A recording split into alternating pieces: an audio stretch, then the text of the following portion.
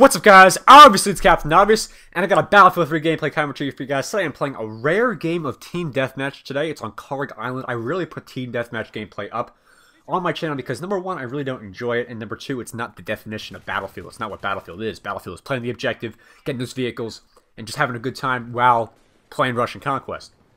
But since I play on servers now that have a mix between Team TDM, Conquest, and Rush, I have to put other game types in there, so that's what I'm doing today. I got a request yesterday from a subscriber to do some gameplay with the RPK, so here's some RPK gameplay for you guys. It is using extended mags and the foregrip. I do not rock a sight on this weapon because I really don't like sights on it because the iron sights are good just the way they are. And now before I get into the topic, I want to say one thing. This gameplay may look a little bad right in the beginning because it's my first time playing Battlefield 3 in, I think, a week and a half. So don't, go, oh my god, gameplay sucks, because we're towards the end, it gets a lot better, and I think you guys will enjoy it.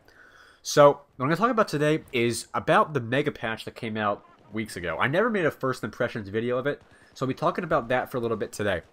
And before I get into that, I want to mention one thing. Today, a server-side update was released for Battlefield 3, and this fixed a lot, not really a lot, some major things that have been going wrong with Battlefield, and hopefully it makes a difference in terms of how the game plays.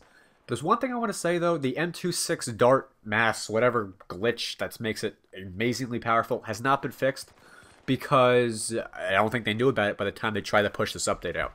So that fix is not in here. And the other thing about that patch is that it's a client-side update, not a server-side update. So you'll not see any changes to the M26 mass without a full-on patch that you have to download from Xbox Live, PS3, N, is that what it's called, and Origin. But you Origin guys do not have to worry about the patch because it did not come out for you guys. It was just a server-side update for the consoles, meaning Xbox and PlayStation 3. There's only 5 changes to the game, and they're minor ones, but they're significant. They fixed the AA missiles not doing damage to vehicles moving at high speeds, i.e. jets. Fixed TV missiles doing more damage than they should. They've toned down the one-hit kill potential of the TV missiles, because in the past they used to be doing one-hit kills all the time. So they've toned that down, making a 2-hit kill for the most part right now.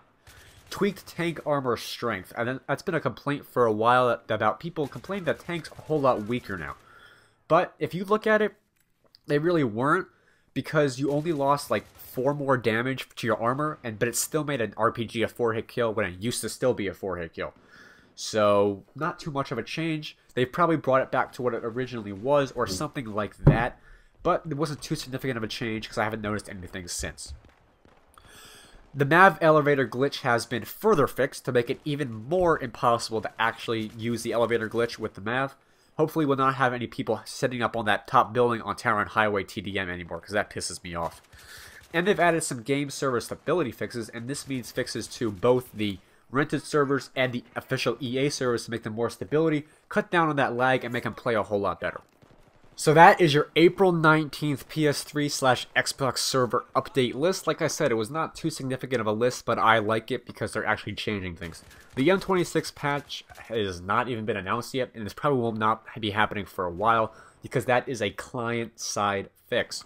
It must be changed on the actual player's side of the game, so that means a full downloaded patch that you have to download from either Xbox Live or PlayStation Network, like I've said before.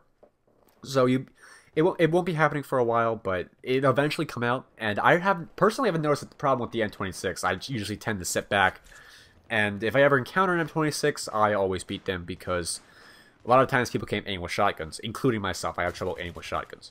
But what we're going to talk about today is my impressions of the actual mega patch that came out weeks ago. The one thing I want to mention for the first part of this is how people have been complaining about the recoil and the suppression increases. There's 2 things I want to address regarding that. And the first thing about the recoil is that weapon recoil has not, and I repeat, has not been increased. What's happened is people have been using their old attachments from before the patch that have their side effects are that they increase recoil. So for example, if you use a foregrip, it will increase your recoil a little bit at longer ranges. So that's what's been going on. I mean vertical recoil, so not horizontal recoil, increases vertical recoil. So that's why you've been experiencing increased vertical recoil. The attachments are the ones changed, not the weapon itself. The other thing I want to mention is that the suppression has not been increased in terms of how much suppression the weapons do. What has happened is that your vulnerability to suppression has increased. So, for example, let's say a light machine gun has 10% suppression effect. So that means you need about 10 shots to be fully suppressed. And that was before the patch. Now you probably need about 8 or 9 because of your increased personal vulnerability to suppression. The weapon numbers are still exactly the same, except for the fact that you actually now are suppressed easier. So that's pretty much the gist of how suppression works. And there's a lot of other things that have been little in terms of how the patch has changed. I like how the mini-map now shows the out-of-bounds areas in orange. I like that. It's pretty cool. I like how the rent-a-server things have been added so I can play, let's say, my favorite maps in one server and don't have to worry about playing, like, Operation Firestorm, which I extremely despise. So, I like the new rent-a-servers because there's some people out there who actually care about what their server is and what it is for the players. So you can get a full-on awesome server experience while playing on some cool maps. And it's not all 24/7 Metro. Trust me. I found a lot of servers that are not 24/7 Metro. I don't know what you guys are talking about. And now I know in the past I've been talking about the specialization of weapons and how they're only suited for certain situations in Battlefield. And I like that in the new patch. I like how you can only use a carbine effective at, close to medium range and not as effective at longer range. I like how the light machine guns have increased recoil and decreased accuracy at longer ranges, so that they're only, applicable in suppressing at medium range. I also like how the sniper rifles now do more damage to the chest, so you have sort of a fair shot at closer range, and it's not so overpowered in that you can get a one-hit kill to the chest out past 15 meters.